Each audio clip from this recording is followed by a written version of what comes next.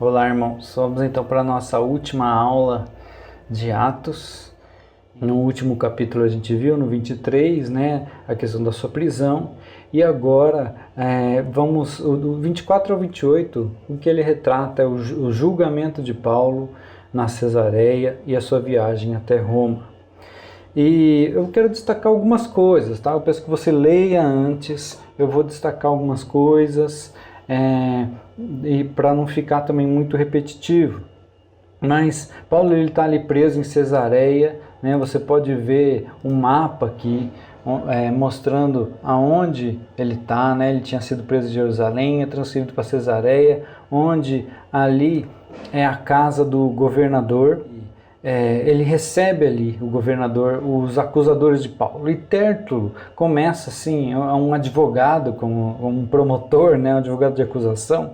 Ele vem e ele já se apresenta diante de Félix e ele fala assim: tendo nós desfrutado de paz perene por meio do Senhor e tendo sido feitas por seu proveniente cuidado notáveis reformas em benefício desse povo. E ele segue argumentando aqui as acusações contra Paulo.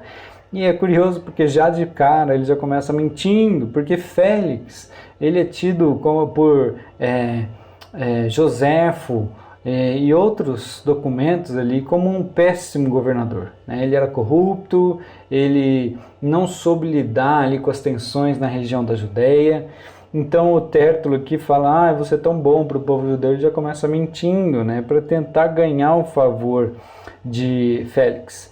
Mas olha só que interessante, Paulo ele não, né, ele é bem direto, ele é claro na sua defesa, ele começa a se defender a partir do versículo 10, e ele inclusive, no partir do 24, olha que curioso, né, ele chama a sua esposa, né, que era judia, para conversar com Paulo, e Paulo então ele aproveita para pregar o evangelho de novo. Mas olha só, né, como diz aqui, quando Paulo começou a falar sobre justiça, domínio próprio, juízo vindouro, Félix ficou amedrontado e disse: por agora você pode retirar-se. Quando tiver oportunidade, mandarei chamá-lo. Né? Ao mesmo tempo, esperava que Paulo lhe desse dinheiro. É interessante que às vezes a gente fica ressabiado de pregar o evangelho e afirmar justamente sobre essas coisas, sobre justiça, domínio próprio e juízo vindouro. Né? E as pessoas muitas vezes, né, elas recebem essa mensagem e ficam um pouco amedrontadas, porque realmente é a parte, não vou dizer que é uma má notícia, porque o evangelho em si é a boa notícia, mas é a parte difícil. Deus é um Deus justo, Ele vai julgar o mundo, mas, né, Ele nos convida para uma vida em que Ele é o Senhor, em que nós temos que crer nele, mas que nós temos que viver uma vida de domínio próprio, né? Esse é o desafio da vida hoje. E o Félix, inclusive, fala: Paulo, tá bom por hoje e tal. E ele fica ali 2 anos. E Félix termina o capítulo falando assim, que ele teve por sucessor Pórcio Festo. Félix, ele é deposto, porque ele não sabe lidar com as tensões ali na Judéia. É o tempo de maior dificuldade até então, no período do Império Romano, maior dificuldade e tensão ali naquela região. Ele é muito corrupto, e quando a gente tem líderes corruptos, existem tensões sociais, não tem jeito, né? Então, assume ali o Festo. E assim que ele assume Festo, ele vai para Jerusalém, e os líderes lá falam: olha, tem esse Paulo, né, e tal, e o Festo fala: tá bom, então vamos subir comigo para Jerusalém.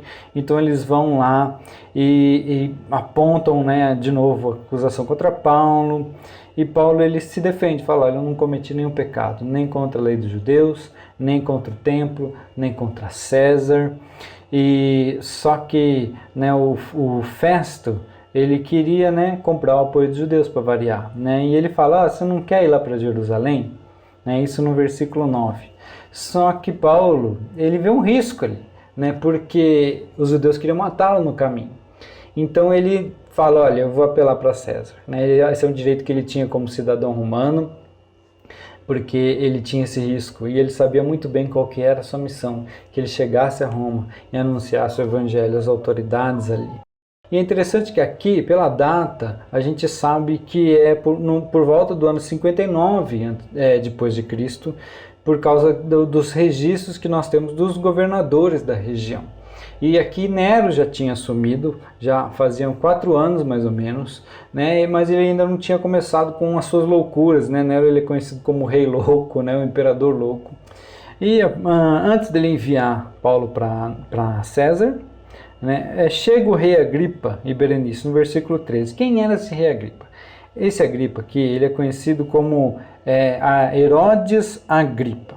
Para você entender, ele é bisneto de Herodes o Grande. Herodes o Grande é aquele rei que manda matar os bebês ali da região de Belém, ali onde Jesus nasceu, né?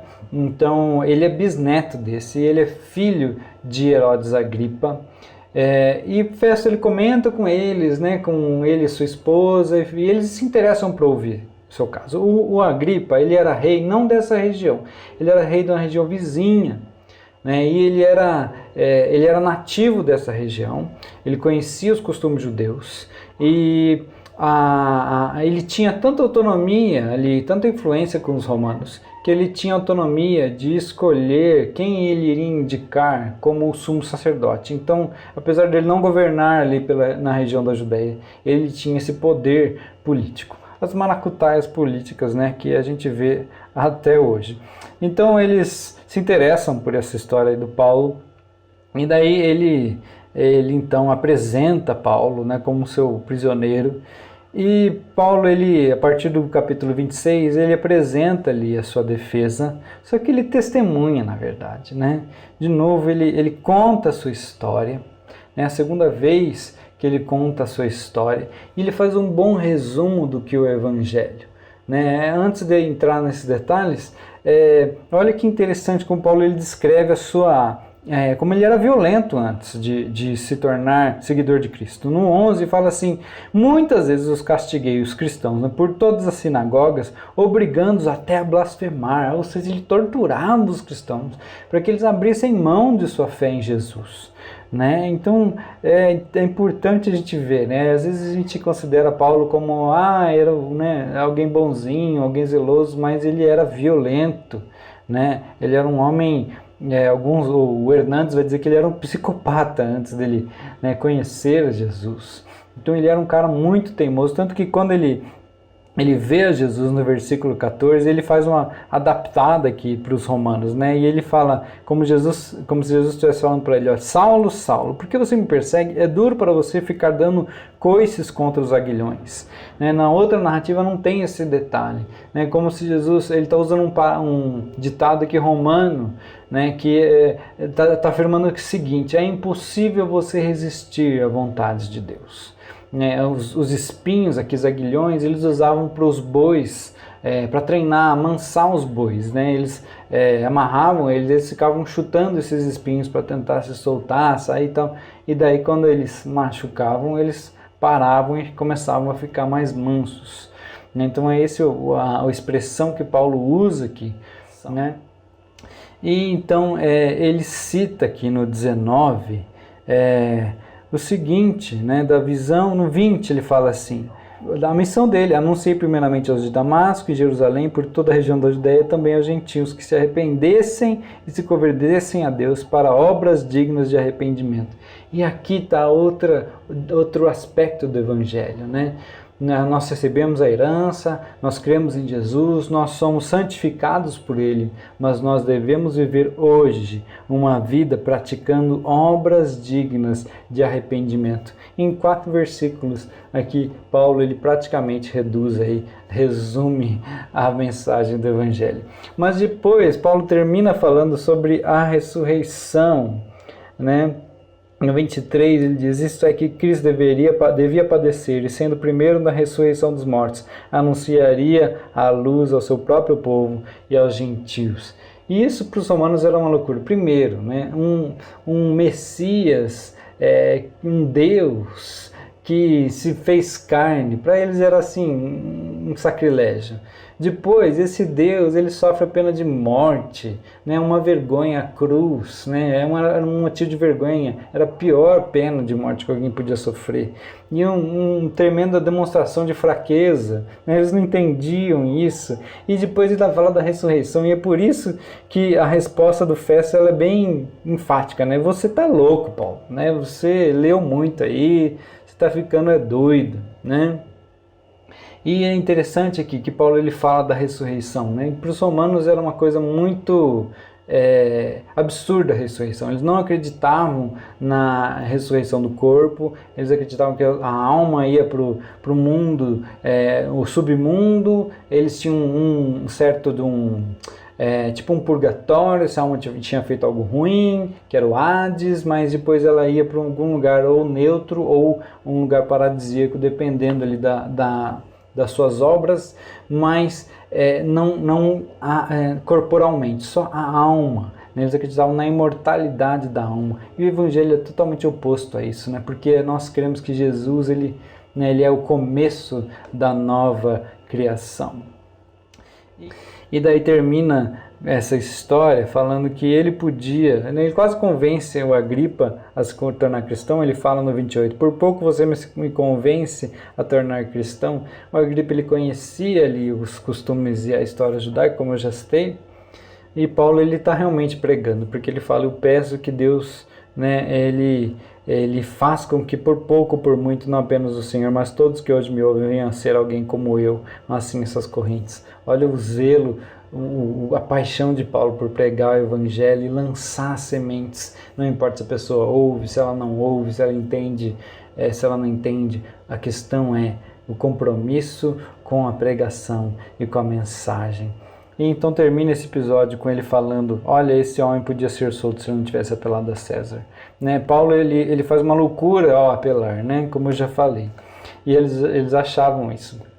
E a partir do 27, a gente tem aqui a viagem para Roma. Eu não vou me ater a muitos detalhes aqui, né? Esse é um mapa.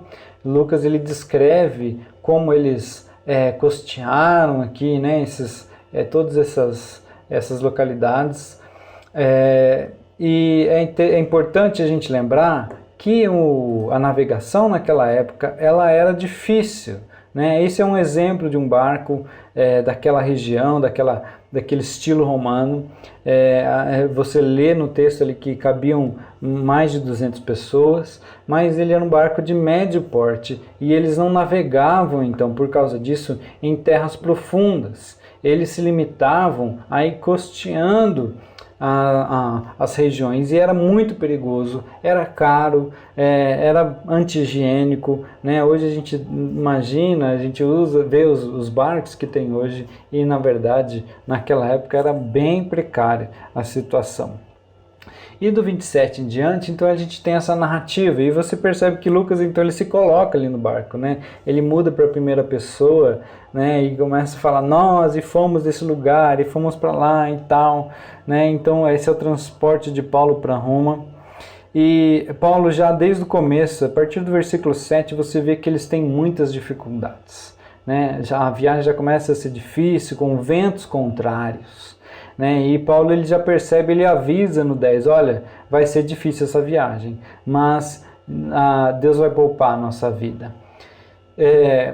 No versículo 12 você vê ele chegando num lugar que não era próprio para invernar, né? Ou seja, no inverno eles não navegavam, era difícil de navegar por questões climáticas, né? Esses barcos não suportavam muito, então eles tinham que parar em algum lugar, né? E Paulo sugere que eles parassem ali, mesmo ele não sendo um lugar apropriado, porque as coisas iriam piorar. E eles não ouvem a Paulo, e eles então tentam chegar num lugar, mas eles são acometidos por um vento, que tem até nome, ó. Veja como é chamado aqui no versículo 14, no finalzinho, né? Eles são acometidos por um vento chamado Euroaquilão. Isso é uma região ali, que duas correntes de ar se encontram.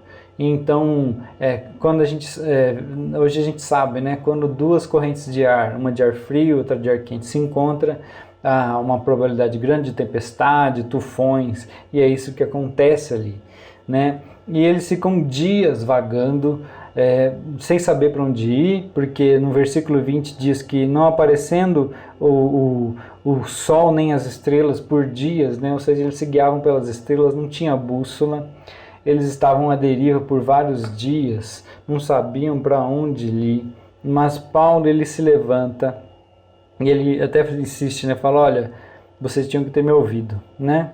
Mas olha no 25, ele fala assim, portanto, senhores, tenham coragem, pois eu confio em Deus, que tudo vai acontecer conforme foi dito. Porém, é necessário que sejamos arrastados para alguma ilha.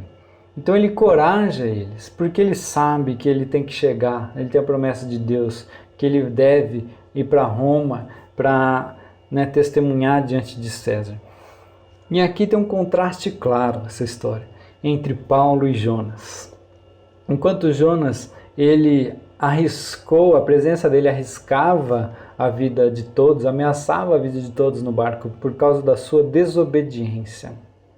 Paulo, né, em sua obediência, a sua presença no barco, poupou a vida desses homens, né? Então, existe aí um contraste entre obedecer e desobedecer. Então, eles estão ali à deriva ainda, né? Eles estão sondando ali a profundidade, os marinheiros tentam fugir, mas os soldados cortam a corda do bote, e daí no 34, Paulo ele então encoraja eles e fala, olha, né, hoje é o 10º dia em que esperando vocês estão sem comer, não tendo provado nada. Por isso peço que comam alguma coisa, pois disso depende a sobrevivência de vocês, porque nenhum de vocês perderá nem mesmo um fio de cabelo. E olha que interessante esse versículo, né? Porque ele faz um contraste entre a soberania de Deus e a ação do homem, a responsabilidade do homem, né? Ou seja, Deus ele vai cumprir essa promessa, mas isso não nega a importância das ações humanas, né? Que através delas Deus cumpre essas promessas. É quase que paradoxal, mas ele está falando que nem um fio de cabelo vai ser perdido, mas comam, né? Porque se vocês não comerem, aí vai ser complicado, né? Então eles encalham uma rocha, né? E então eles vão para um lugar ali de Malta. Alguns vão dizer, né, tem essa você pode ver aqui essa foto da Baía de São Paulo, na ilha de Malta mesmo. Que alguns vão dizer que é nessa região aqui que Paulo ele então naufraga, né? Nessa ilha aqui, né, ao sul aqui da Itália, nessa praia aqui, né, que alguns vão dizer que é a praia onde Paulo naufragou. E então no versículo 3 do 28, uma cobra pica Paulo, mas como o propósito de Deus era que ele fosse até Roma, né, era esse, ele não morre, ele não é acometido pela enfermidade, né? De novo a gente vê a ação de Deus guardando Paulo para o cumprimento do seu desejo, do seu plano, da sua palavra.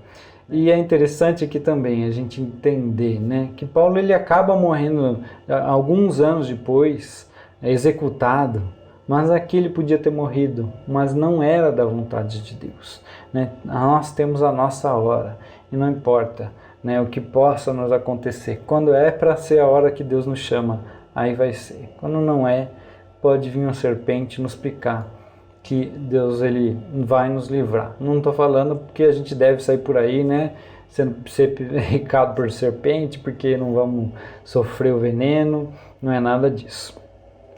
Enfim, e Paulo tem um episódio curioso aqui, do 7 até o 10, você vê Paulo orando pelo pai do prefeito ali da ilha, pelo governador dessa ilha, e ele é curado. E muitos correm para ser curados também.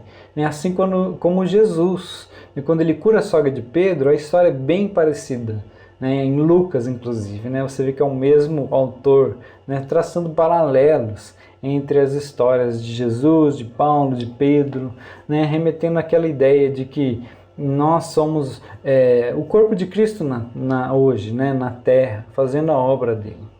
Então dali eles seguem navegando, né, com um outro barco, e quando eles chegam ali na região, vou colocar um mapa aqui também de novo, você pode ver que eles chegam nessa região aqui, e quando eles estão chegando em Três Vendas, eles são recebidos pela igreja, né, por irmãos. Quem são esses? Pode ser aqueles que Paulo tinha escrito uma carta aos romanos, antes de ir na igreja de Romanos, né? Ele deixa claro ali que ele nunca tinha, né, visitado a igreja e que ele queria visitá-los. É uma carta que ele escreveu 3 anos antes da sua chegada ali para esse julgamento em Roma. Mas na despedida da sua carta aos romanos, ele mostra que ele tinha conhecidos ali.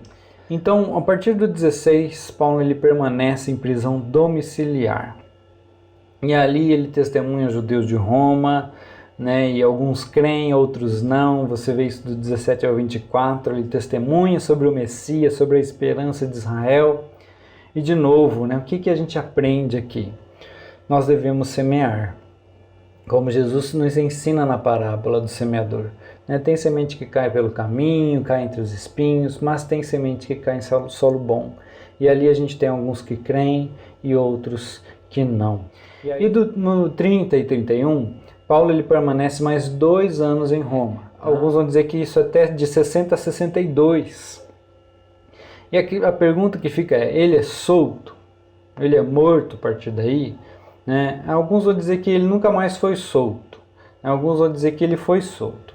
Eu acredito que ele foi solto porque Eusébio, o historiador da igreja do do ano 325 mais ou menos, né, depois de Cristo, ele afirma que Paulo ele foi solto, né, e continuou ministrando. Depois ele foi preso e morto pelo imperador Nero. E 2 Timóteo, que é a última carta de Paulo, se você puder e quiser ler, é uma carta curta, você pode ler ela rapidinho, em 15 minutos mais ou menos. E ele fala assim em 2 Timóteo 4, de 6 a 8, quanto a mim, estou já sendo oferecido por libação, o tempo da minha partida é chegado, combati o bom combate, completei a carreira, guardei a fé, já agora a coroa da justiça me está guardada, a qual o Senhor, reto juízo, me dará naquele dia, não somente a mim, mas também a todos quanto amam a sua vida. Ele está falando aqui que ele já está sendo, vai ser morto. Mas olha como ele termina. No 16 e 18 ele fala assim, na minha primeira defesa, ninguém foi a meu favor, antes todos me abandonaram, que isso não esteja posto em conta. Mas o Senhor me assistiu e me revestiu de forças para que por meu intermédio a pregação fosse plenamente cumprida e todos os gentios a ouvissem, e fui libertado da boca do leão. O Senhor me livrará também de toda obra maligna e me levará salvo para o seu reino celestial. A Ele a glória pelos séculos dos séculos. Amém. Então veja como o Paulo ele termina, ele fala que na primeira defesa ele foi livrado da boca do leão. Então, e ele continuou a pregação até que todos os gentios a ouvissem. E é curioso que em Romanos, ele fala para eles na sua carta, no capítulo 14, que ele tinha a intenção de ir até a Espanha, que era o último lugar ali, da região do Império Romano, era a extremidade, era o confim da terra. E ele diz aqui em 2 Timóteo que sim, que ele levou o evangelho até os confins, até que todos os gentios a ouvissem, não que literalmente todos, mas ele levou até os confins da terra a sua missão. Então é nesse sentido que Paulo, alguns defendem que ele foi solto, e nesse tempo que ele esteve preso aqui, alguns vão dizer que ele escreveu Efésios, Filipenses, Colossenses, Filemão, 1 Timóteo e Tito. Ou seja, até o tempo dele de confinamento, ele foi bem aproveitado para o reino. Isso se aplica a nós também. Como nós temos aproveitado o nosso confinamento? Não estou falando para você escrever novas cartas bíblicas, mas nós devemos aproveitar e utilizar o nosso tempo bem, remi-lo, e utilizá-lo de forma proveitosa ao reino.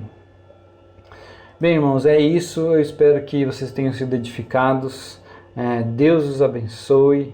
E qualquer dúvida, qualquer comentário, você pode mandar ou no grupo do WhatsApp ou particularmente. E espero que você tenha curtido essas aulas, assim como eu curti e fui bastante edificado. Deus os abençoe.